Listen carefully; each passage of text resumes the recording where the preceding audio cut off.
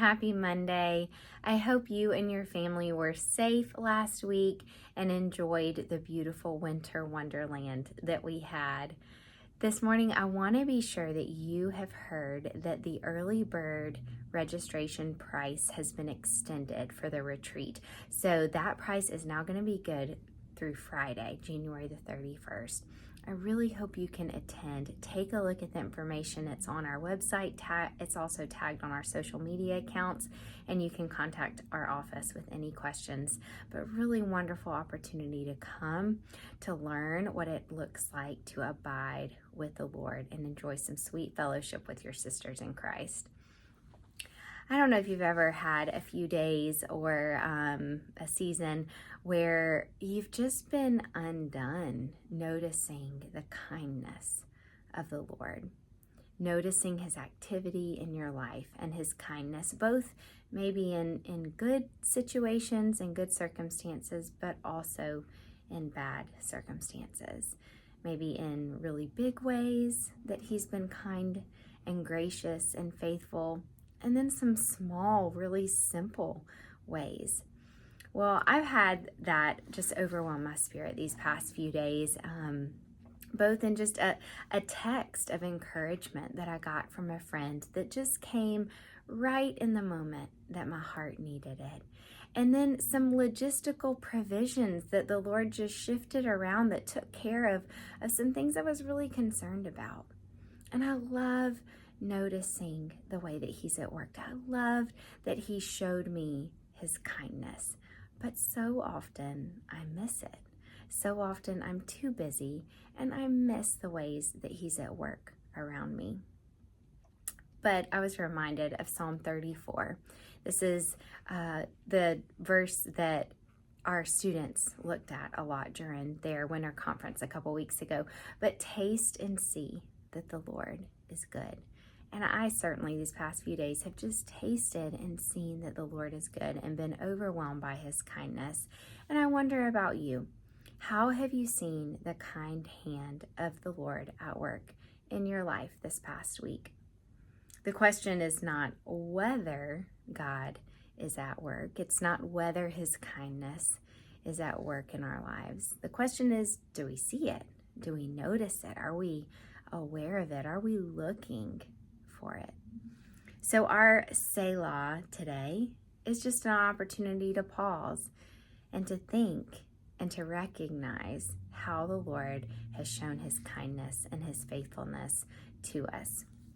Jacob had a moment with the Lord in Genesis where the fear of what was around the corner served as that Selah, that jolt for his heart to come before the Lord in dependency, to come before the Lord in being undone as he remembered God's kindness and his faithfulness. The context of Genesis 32 is that Jacob is facing his brother Esau.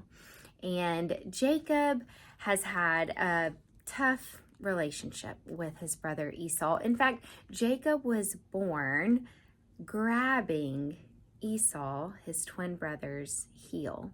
And Jacob had an unfortunate history of stirring up dissension, of deceit, of showing favoritism and unkindness to those around him, of polygamy, and just all of the consequences of these sins had followed him and his family. And it certainly brought a lot of turmoil to his relationship with his twin brother Esau.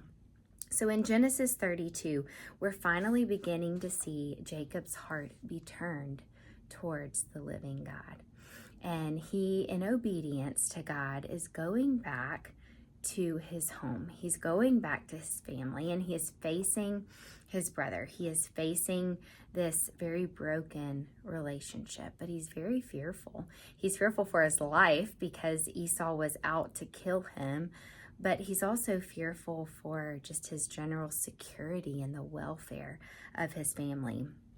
And in Genesis 32, verses 9 through 12, He has this moment with the Lord where he takes refuge in God in the middle of not knowing what's about to happen, in the middle of his fears. Then Jacob prayed, "O God, my father Abraham, God of my father Isaac, O Lord, who said to me, 'Go back to your country and your relatives, and I will make you prosper.' I am unworthy of all the kindness and faithfulness you have shown your servant. I had only my staff when I crossed this Jordan, but now I have become two groups. Save me, I pray, from the hand of my brother Esau, for I am afraid he will come and attack me and also the mothers with their children.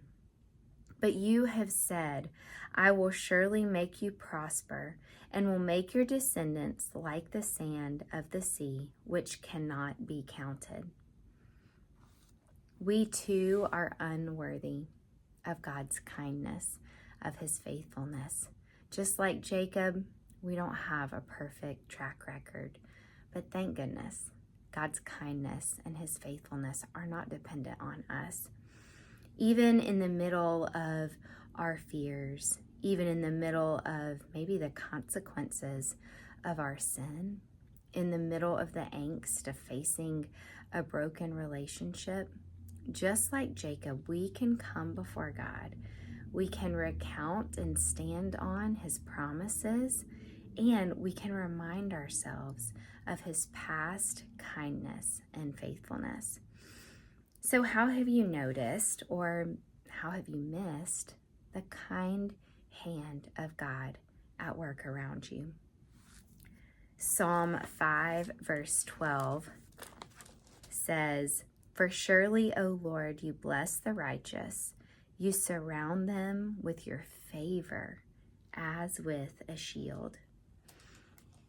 As we start this new week, let's ask God to open our eyes, to notice him, to notice how his favor is a shield around us, to notice his kind hand at work, to notice his faithfulness, to notice him at work, working for our good, even if things don't always feel good.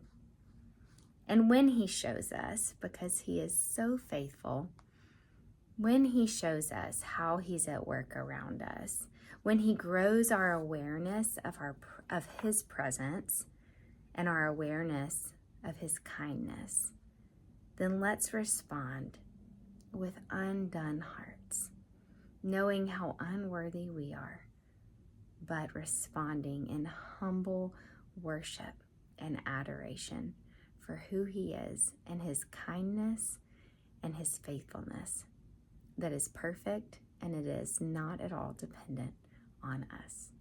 I hope you have a wonderful week. I'll see you soon.